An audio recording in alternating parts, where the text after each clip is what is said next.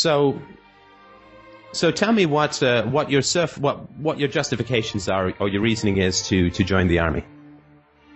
What my reasoning is? Yeah. Mainly because, I don't know, really I never wanted to end up like my brother did. And I believe, I don't know, I might, like I said, I might just have the wool pulled over my eyes right now, but I see it as like, it'll make me stronger.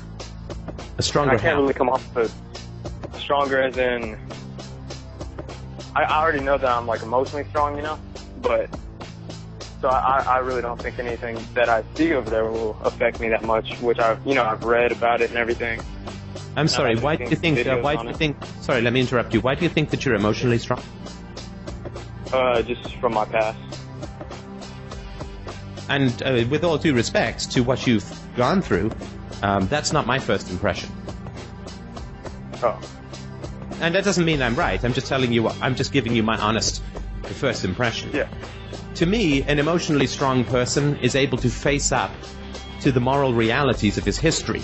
An emotionally strong person doesn't try and minimize lifting a child up by his throat. Doesn't laugh about it, doesn't make it a joke.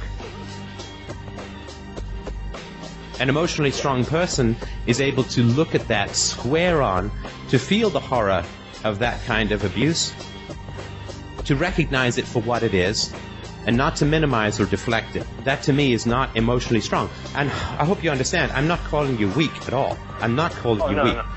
I'm just saying that it takes a lot more emotional strength to face up to that kind of stuff than it does to watch a video on YouTube of what war looks like. Yeah. I think that, let me ask you this. Do you think that your father is an emotionally strong person?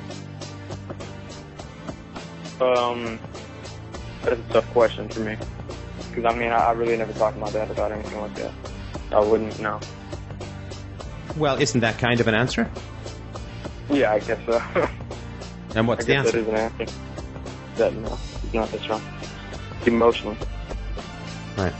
Yeah, look, we equate toughness.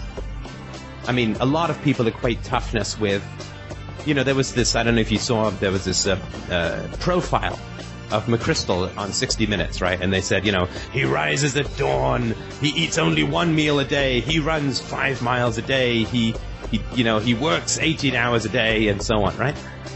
Yeah. And that is considered toughness, like the hard-bitten, flat-stomached, good-postured Marine. He's tough. He can go without water, he can march for days, he's tough. Yeah. I don't think that's tough. To me, that's just masochistic. And Hitler was a very hard worker as well. And Hitler was very disciplined in his own way as well. And so I don't, Hitler set his sights on ruling Germany 15 years or more before it happened.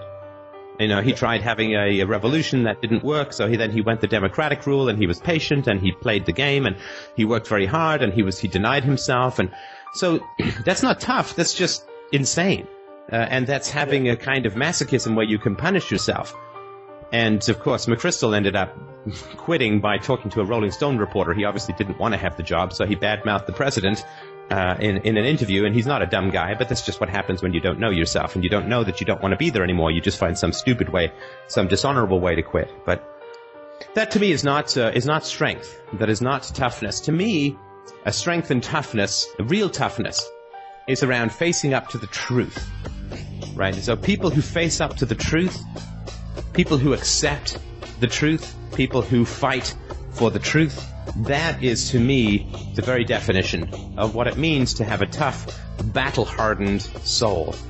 To me, surrendering yourself into a hierarchy that brutalizes you and going along with that hierarchy and going wherever they tell you and shooting at whoever they tell you to and not resisting and not standing up for what is right and not being independent, that is not, to me, that is not courage. That is not strength of character. Yeah. Right?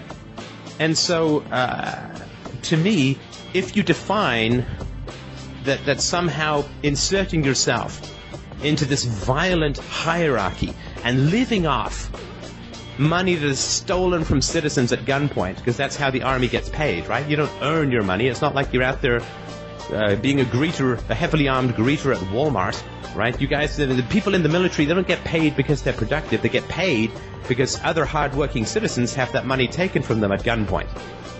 And once you're in the army, if the army does something that you think is wrong, let's just say the army, the president decides to go and invade Iran, and you say, well, I don't agree with that. Well, that doesn't matter anymore, right? I guess you can try and get conscientious object, or you can try and get out, but that's a tough thing to do, though it is possible. But once you're in that hierarchy, so much of your decision-making is now taken away from you. They can choose to extend, as you know, with stop-loss, they can choose to extend your contract unilaterally without your say-so. They can choose to reactivate you 10 years after you're back in civilian life when you have a wife and kids. You can get yanked out, basically pseudo-kidnapped, and sent off to God knows where.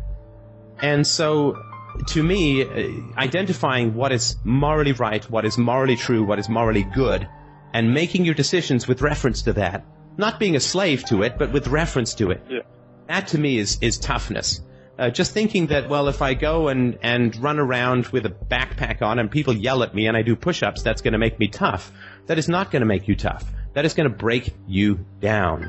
And that is going to make you emotionally not accessible to your future wife, to your future children. I'm assuming you're not married and don't have kids, and correct me if I'm wrong. Okay.